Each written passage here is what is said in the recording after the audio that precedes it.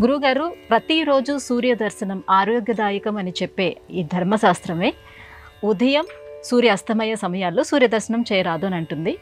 దీనిని ఎలా చూడాలి?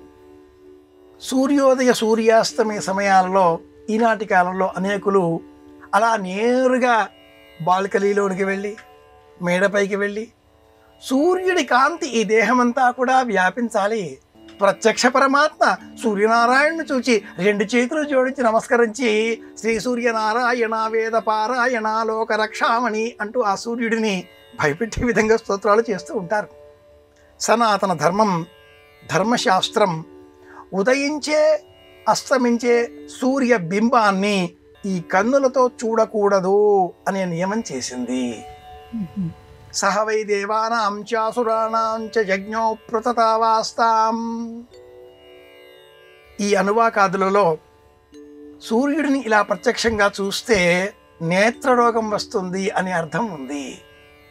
జ్యోతిష శాస్త్రాన్ని అనుసరించి లగ్నంలో రవి నేత్రరోగి, రెండవ ఇంట రవి ఎడమ కంటికి దృష్టి తక్కువ, మకరంలో రవి హృద్రోగం మమ సూర్య హరిమాణంచనాశయ గుండెనొప్పి తెచ్చిపెడతాడు ఈ రవి.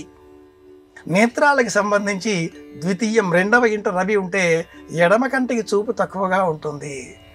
ఏదో వామదృష్టి సీత ఎడమకన్ను అంటూ ఉంటాం కదా, ఈ వాక్యాల్లోంచే వచ్చినవి ఆ పదాలన్నీ కూడా.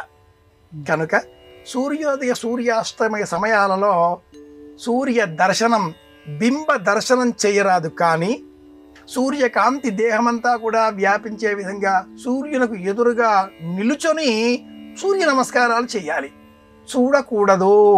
ఇది నియమం.